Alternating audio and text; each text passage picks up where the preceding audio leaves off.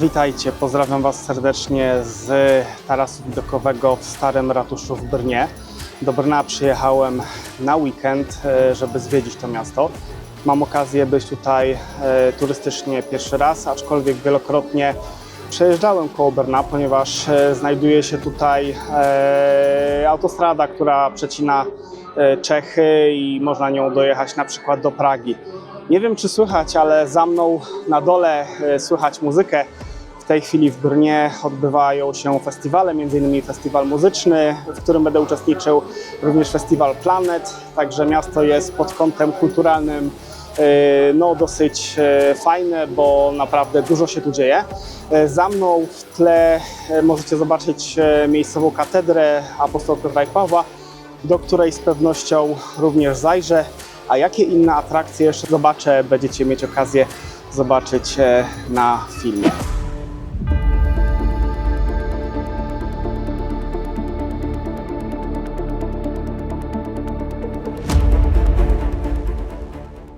Brno jest drugim pod względem ludności miastem w Republice Czeskiej. Położone w południowo-wschodniej części kraju przy zbiegu kilku autostrad sprawia, że z Polski łatwo tam dojechać. Jako ważny ośrodek kulturalny, naukowy i turystyczny sprawia, że jest to ciekawa propozycja na kilkudniowy wyjazd, szczególnie, że znajdujące się tam zabytki i atrakcje są bardzo ciekawe. Historia miasta sięga przełomu V i VI wieku, gdy powstał tam słowiański gród. Natomiast osada, z której wywodzi się dzisiejsze Brno, powstała w XI wieku. W XVIII stuleciu do Brna przeniesiono z Ołomuńca stolicę Moraw. Zwiedzając miasto warto zwrócić uwagę na dawną zabudowę i liczne zabytki, nie tylko te najważniejsze jak zamek czy katedra, ale mniej popularne choćby liczne piękne kamienice, pozostałości murów obronnych czy kościoły.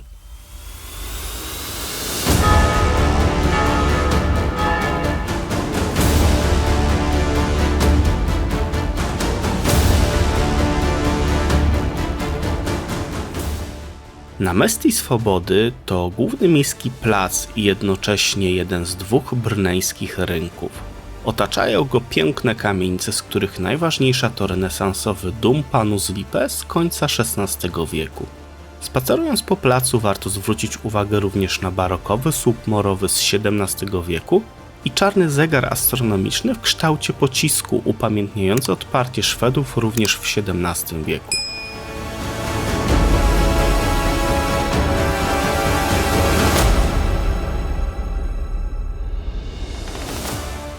Kilkaset metrów na południe od Náměstí Swobody znajduje się drugi brneński rynek, Zelny Trh, czyli Zielony Targ. Niemal każdego dnia od rana do godzin południowych spotkacie tam rolników, którzy na swoich straganach sprzedają świeże owoce i warzywa, a spacerując wśród stoisk z każdej strony dochodzi piękny zapach.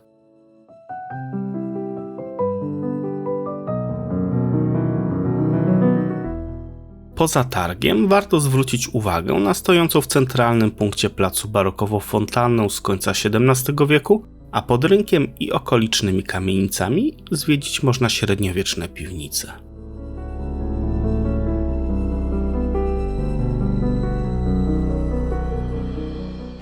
Jestem w tej chwili na zamku Spielberg w Brnie, to ta budowla za mną.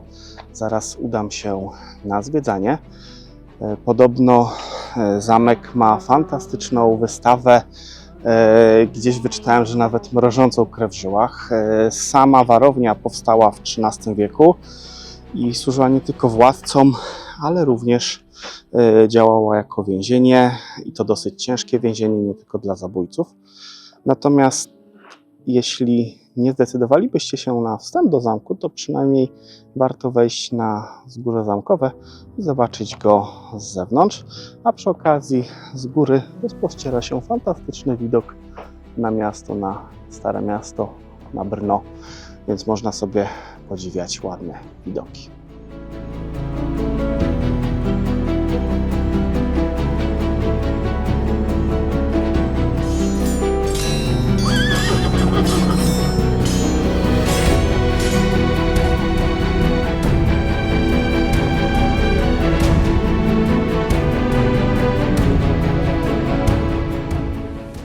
Jedną z największych atrakcji Brna jest miejscowy zamek Spielberg, położony na znajdującym się nieopodal Starego Miasta wzgórzu o wysokości 290 metrów. Warownia powstała w tym miejscu w XIII wieku i w trakcie swojego istnienia przeszła liczne przebudowy. Zamek ma bardzo bogatą historię, a jego wnętrza i podziemia można zwiedzać. Warto wspomnieć, że w XV wieku miasto i zamek oparły się kilkukrotnie Husytom, a w późniejszym czasie również Szwedom i wojskom pruskim. W kolejnych latach zamek stracił na znaczeniu, a jedną z jego głównych funkcji było ciężkie więzienie.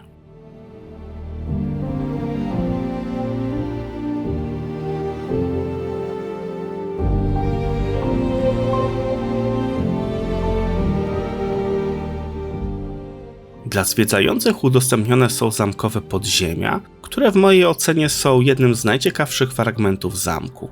Podczas spaceru zamkowymi piwnicami można poczuć, w jakich warunkach przebywali tam więźniowie. Ciemność, chłód i wilgoć z pewnością były bardzo nieprzyjemne. Zwiedzając chodziłem zupełnie sam, słysząc każdy szelest i szmer, co powodowało ciarki na plecach. W zamku więziono nie tylko najgroźniejszych przestępców, ale również więźniów politycznych.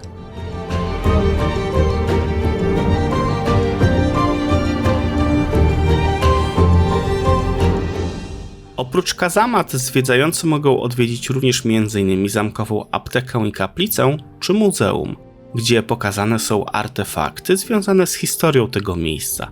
Warto wspomnieć, że w Spielbergu w XIX wieku byli więzieni również Polacy, którzy zorganizowali tam coś na wzór Sejmu i Sądu. Wśród najbardziej znanych więźniów wymienić można Mikołaja Kańskiego, Juliana Goslara czy wójta Chochołowa Jacentego Kojsa. Jeśli nie planujecie zwiedzania zamku, to i tak warto wejść na wzgórze, gdyż jest z niego piękny widok na całe miasto, a zamkowy dziedziniec dostępny jest za darmo.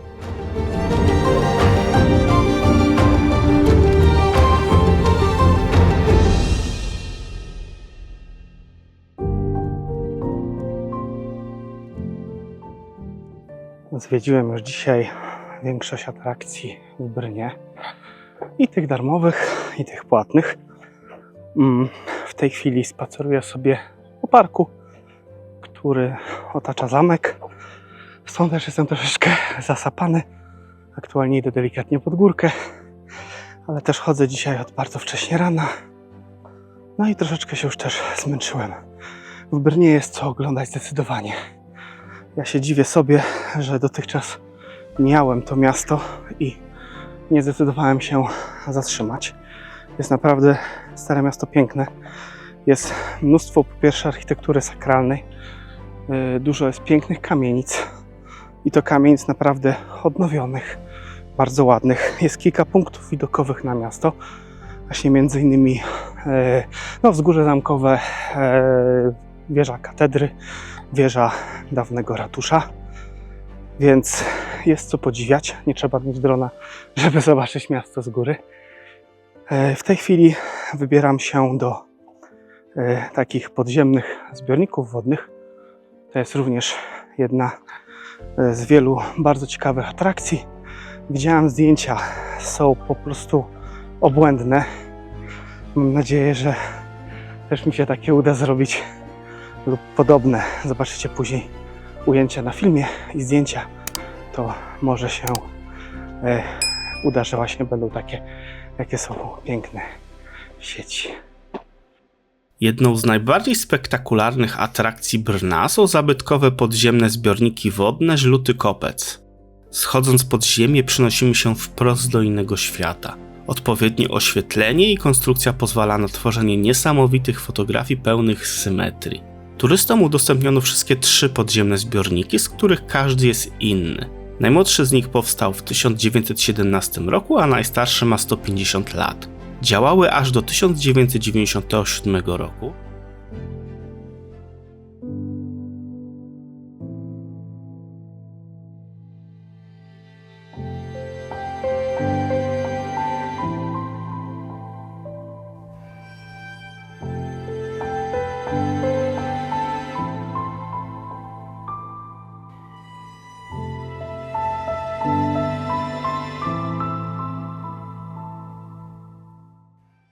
Znajduję się w tej chwili w kościele świętego Jakuba w Brnie. Zewnątrz kościół jest w remoncie, jest obstawiony rusztowaniami, natomiast warto wejść sobie do wnętrza, ponieważ jest ładne i ciekawe i tym bardziej jest dostępne za darmo. Można sobie tutaj również wejść na wieżę, z której co prawda nie ma widoku, ale korytarz i schody, dosyć kręte, prowadzą nad kościół i w górnej części jakby nad nawą jest fajna multimedialna projekcja. Natomiast największą atrakcją tutejszego kościoła jest krypta, do której też warto wejść i właściwie za chwilę się tam wybieram, ponieważ znajdują się tam kości i czaszki ludzi, którzy w średniowieczu umarli na jakieś zarazy typu dżuma, cholera, ale także ofiary jakichś wojen i tego typu osoby. Ze zdjęć przypomina to naszą polską kaplicę czaszek, natomiast jak to wygląda w praktyce i w rzeczywistości, za chwilę się przekonam. Kościół świętego Jakuba położony jest w północnej części Starego Miasta. Powstał w stylu późnogotyckim, ale jego wyposażenie jest barokowe. Kościelna wieża ma aż 94 metry wysokości. Zwiedzając wnętrza warto wejść schodami w wieży nad nawę, gdzie spacerując po drewnianych stropach można zobaczyć ciekawą multimedialną projekcję. W kościele znajduje się grób marszałka Louis Radoux de Souche, obrońcy miasta przed oblężeniem szwedzkim podczas wojny 30-letniej. Z kościołem związana jest legenda o niegrzecznym ludziku Nehańba, czyli człowieku, który nie zna wstydu, a któryż to z okna wieży wystawia swój nagi tyłek.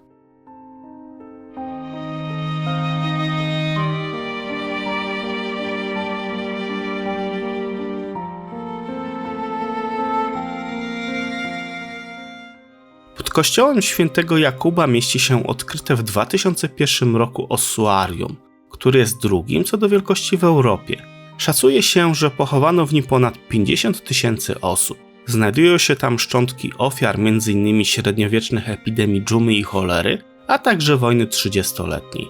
Spacer wśród ludzkich kości i czaszek robi wrażenie i z pewnością nie jest to miejsce dla osób wrażliwych.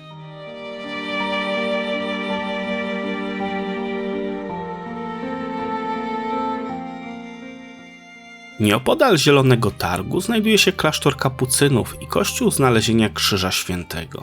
Turystów powinny zaciekawić klasztorne krypty, które można zwiedzać. Spoczęło w nich około 150 kapłanów i 50 dobrodziejów, a do czasów współczesnych przetrwało około 40 mumii, które można zobaczyć podczas zwiedzania. Ich doskonały stan wynika z systemu wentylacji.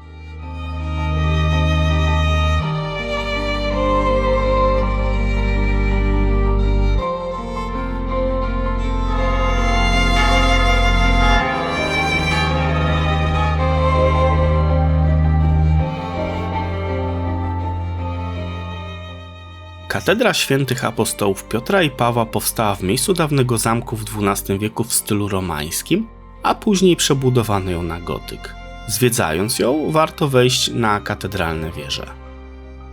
W Brnie, oprócz Starego Ratusza, jeżeli chodzi o wieżę, można wejść również na wieżę w katedrze świętego Piotra i Pawła. Ponad 120 schodków, jakieś 40 metrów podobno wysokości ma taras, a z góry jest piękny widok na całe Stare Miasto. Powinniście widzieć. Zresztą i tak zaraz nagram, także powiem szczerze, nie zmachałem się tak bardzo jak wczoraj na wieżę ratuszową. Także, a pogoda dzisiaj jest niesamowita, jest gorąco.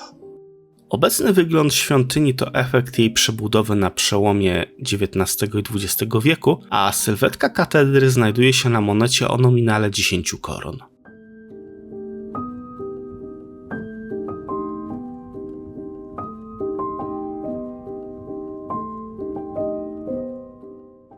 Nieopodal katedry w południowo-zachodniej części Starego Miasta zachowały się średniowieczne obwarowania Brna, z których większość została rozebrana w XIX wieku.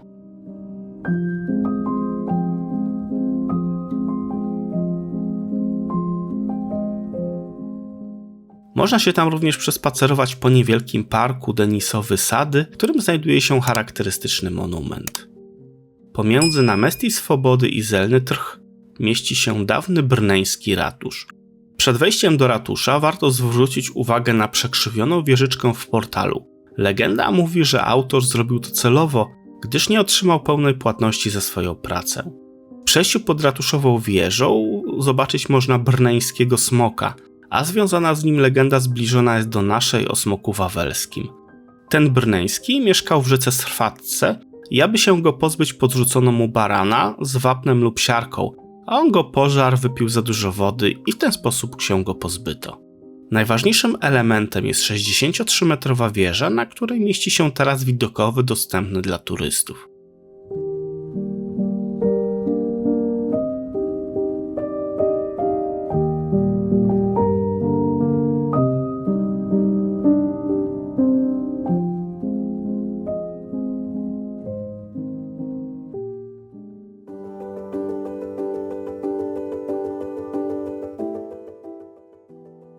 Brno jest miastem wielu festiwali. Podczas pobytu wziąłem udział w maraton hudby Brno.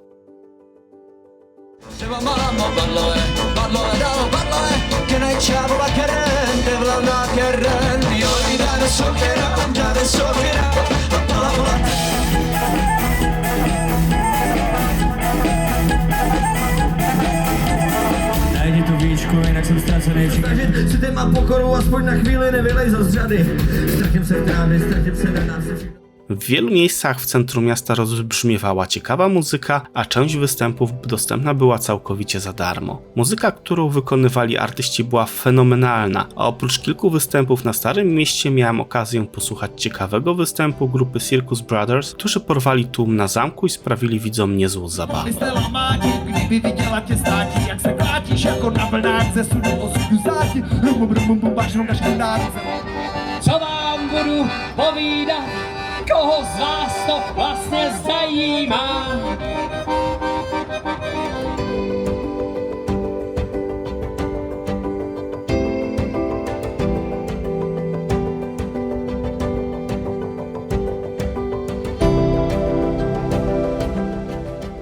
Kolejnym ciekawym był festiwal Planet, który odbył się od 5 do 11 sierpnia na wzgórzu Krawichora. Znajduje się tam nowoczesne planetarium i obserwatorium, a sam festiwal nawiązywał tematyką do kosmosu i naszej planety. Uczestnicy festiwalu Planet mogli zobaczyć makiety ciał niebieskich Lunalon, Terralon, Marsmelion, Heliosfer i Temnalon, które po zapadnięciu zmroku pięknie świeciły. Wrażenia były niesamowite, a ilość uczestników ogromna. Całe wzgórze było pełne ludzi. Oprócz takich widoków, które widzicie na filmie, w ramach festiwalu można było posłuchać wykładów i zobaczyć filmy związane z tematyką kosmiczną oraz różne wystawy. Ja byłem pod ogromnym wrażeniem.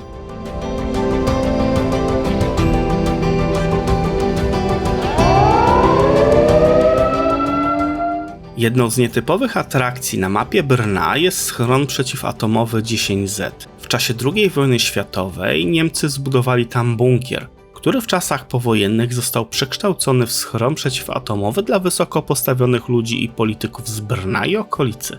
Jednorazowo mogło tam przebywać do 500 osób przez maksymalnie 3 dni. Obiekt był użytkowany przez wojsko do 1993 roku. Obecnie schron udostępniony jest do zwiedzania, a nawet można w nim nocować, co może być ciekawym przeżyciem.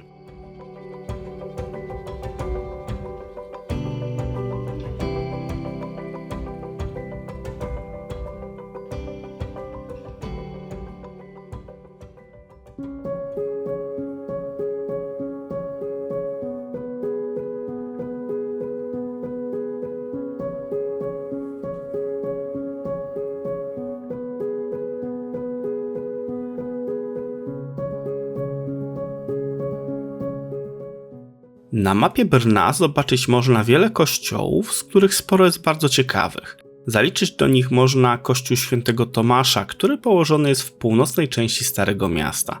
Pierwszy gotycki kościół zbudowano w tym miejscu w XIV wieku, a obecna barokowa świątynia powstała w wyniku jego przebudowy na przełomie XVI i XVII wieku. Jeśli będzie otwarta, to warto wejść do środka.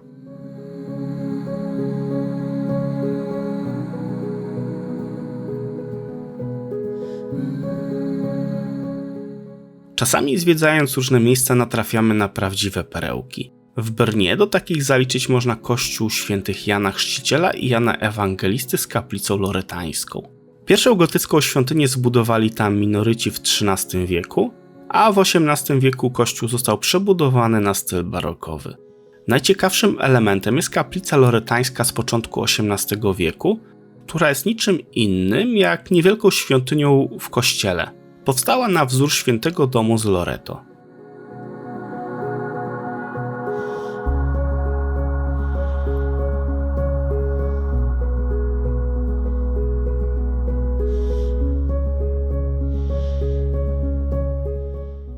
Wnętrza kościoła są niesamowite, a barokowe zdobienia dosłownie wylewają się z każdego zakamarka. Duże wrażenie robią święte schody znajdujące się za kaplicą, nad którymi przedstawiony jest Chrystus przed Piłatem. Kościół świętych Jana Chrzciciela i Jana Ewangelisty z zewnątrz jest bardzo niepozorny. Jeśli będzie otwarty, to zachęcam Was do wejścia do jego wnętrza i zobaczenia tego niesamowitego miejsca.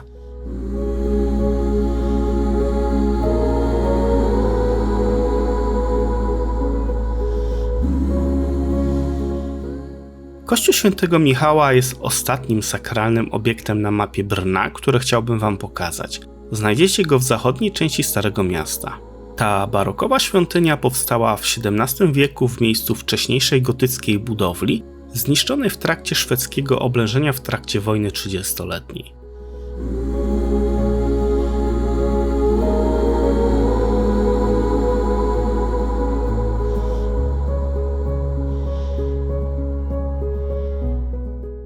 Od północno-wschodniej strony Stare Miasto otoczone jest przez tereny zielone, którymi warto się przespacerować, a podczas gorących dni można tam znaleźć schronienie przed słońcem. Ja już powoli kończę zwiedzanie Brna. Spędziłem tutaj piękny weekend.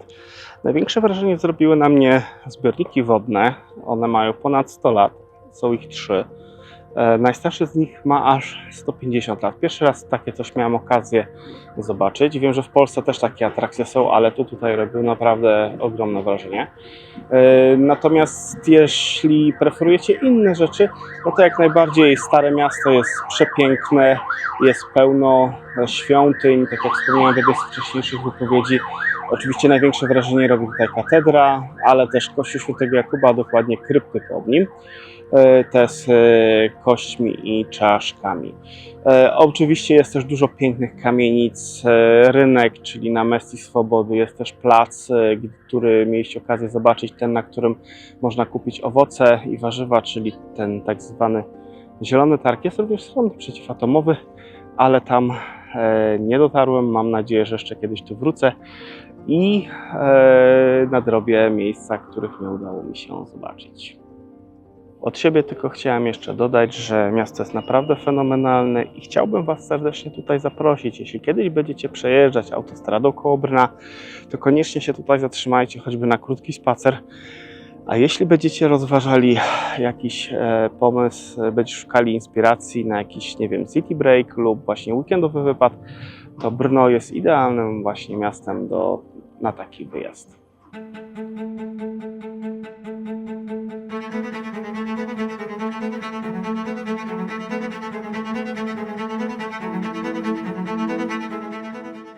Gdy zwiedzicie już całe Brno, a zostanie Wam trochę czasu, to warto pojechać nad jezioro na rzece Swratka. Znajdują się tam tereny rekreacyjne, liczne plaże, gdzie w sezonie letnim można odpocząć. Jeśli macie więcej czasu, to warto skorzystać z rejsu statkiem, który z licznymi przystankami po drodze dopływa do wewerskiej Bytyśki. Można wysiąść na dowolnym przystanku, a do najciekawszych zaliczyć można zamek Wewerii, który góruje malowniczo nad rzeką. Najstarsze wzmianki o nim pochodzą z XI wieku, a jego wnętrza są podobno niesamowite. Od rzeki trzeba wejść na niewielkie wzgórze. Zamek Wewerii uchodzi za jeden z największych w Republice Czeskiej.